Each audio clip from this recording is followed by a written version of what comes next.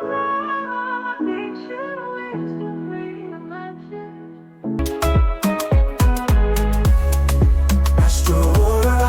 future is here.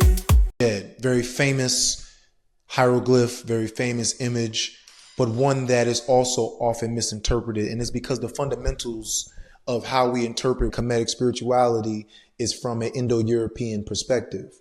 Djed, in signifying the spine, should already ties flexibility and adaptability, which goes against our idea of stability, that stability must be rigid, it must be hard. And there is a certain stabilizing part or hardness to stability, but true stability is about the movement. The Djed pillar, scientifically, based on an earth level, is like the central axis of the planet.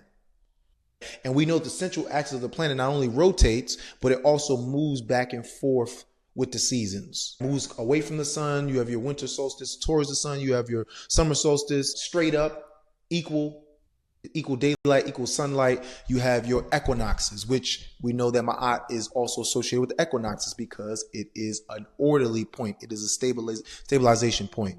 So one of the problems with interpreting the Djed is that life is viewed primarily, as we are taught from Indo-European spirituality and in the yogic texts, life is primarily viewed, even if there's other words that are said, it is primarily viewed and approached from a dualistic perspective, a twofold perspective. They'll say night and day, man and woman, darkness and light.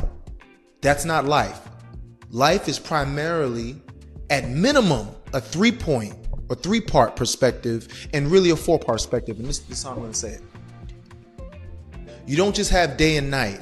You have that crossover from night to day. Like when you look at sunrise and you look at sunset, these are stabilizing points.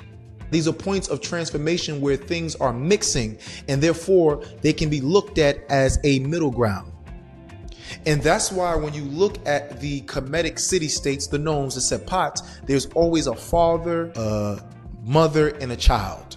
I don't want to say son because there are teachings like Kanum, Satet, and Anket where it's a daughter. So the mother and the father signify the dualization concept. Their unification gives birth to a stabilizing concept.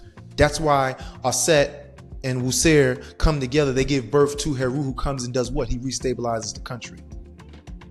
He restabilizes order. He brings order back to the world. So in the yin and yang symbol, it is the same thing.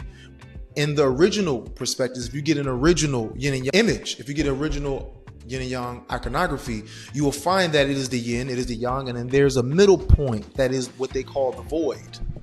And this void is this middle ground, is this interchange between both of them, or this unity between both of them. And for us, that is the Djed pillar, which they say runs not just through life or the physical plane, but it also runs through the spiritual plane. It connects both of them together.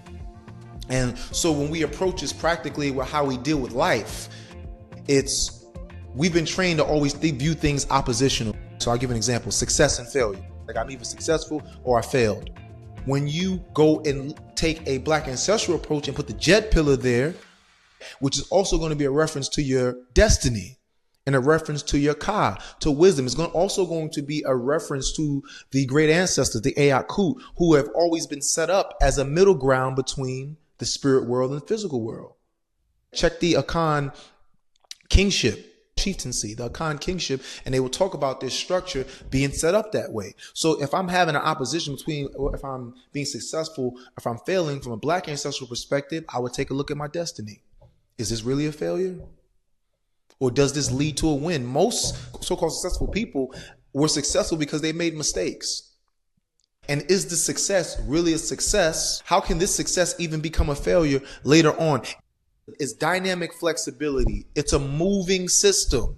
Ma'at, everything is moving.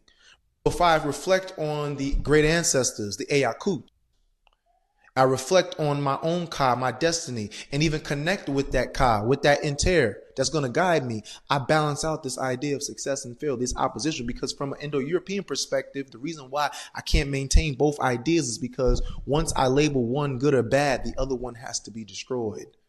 And if I base my value, especially as a man, you're told that your value is based on success, and success is control over resources and control over other people's lives. Let's be honest.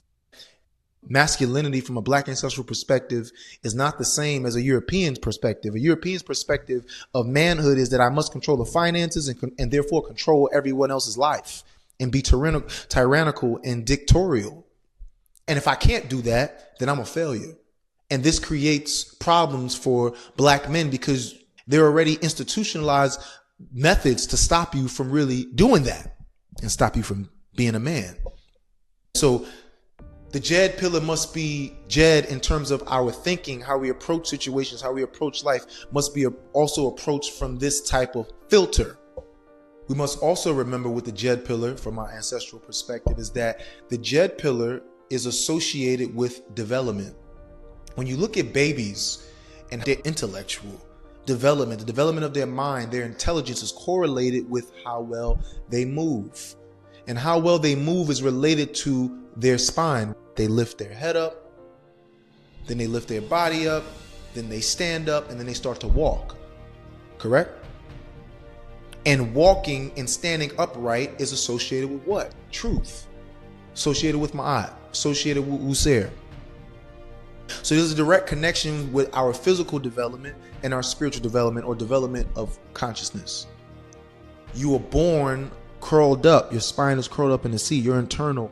And as you awaken, the child lifts his head, the spine unwraps, and then you stand up straight. You're balanced, you're structured, you're orderly, you're within order. And knowing that order is a part of learning your Ka, connecting with your Ka, connecting with your purpose, connecting with your Ori Inu.